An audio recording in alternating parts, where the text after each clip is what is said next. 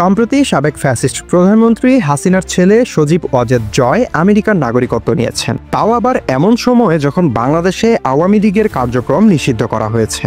সারা জীবন দেশপ্রেমের বুলি আওড়ানো হাসিনা তো গত বছরের 5 আগস্টই দেশ ছেড়ে চোরের মতো পালিয়েছেন, আর তার পুত্র আওয়ামী লীগ নিষিদ্ধ হওয়ার লগ্নে বাংলাদেশের নাগরিকত্ব ত্যাগ করেছেন।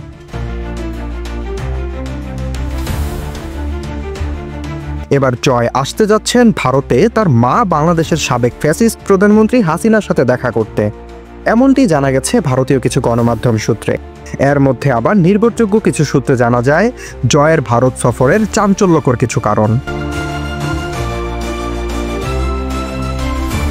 বাংলাদেশ জয়ের পাসপোর্ট বাতিল করার পর এবার আমেরিকার পাসপোর্ট নিয়েই ভারতে আসতে যাচ্ছে জয়, এমনটি জানাচ্ছে ভারতীয় গণমাধ্যমটি।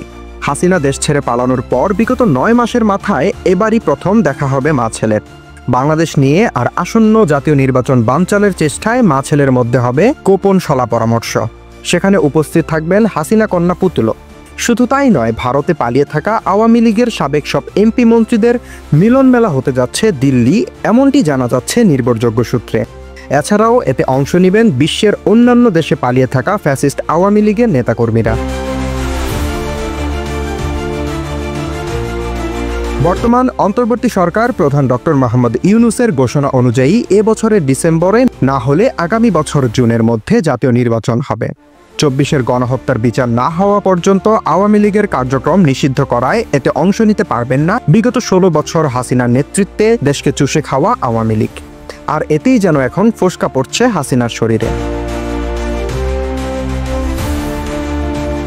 এই ফ্যাসিস্ট 24-এর গণঅভ্যুত্থান থেকে শুরু করে বিগত 16 বছর দেশে যে হত্যা গুমের রাজনীতি প্রতিষ্ঠা করেছিল তার জন্য একবারও অনুতপ্ত হননি বা ক্ষমা চাননি, বরং বারবার ভারতে বসেই বাংলাদেশকে অস্থিতিশীল করার নানা কূটচালে ব্যস্ত ছিলেন।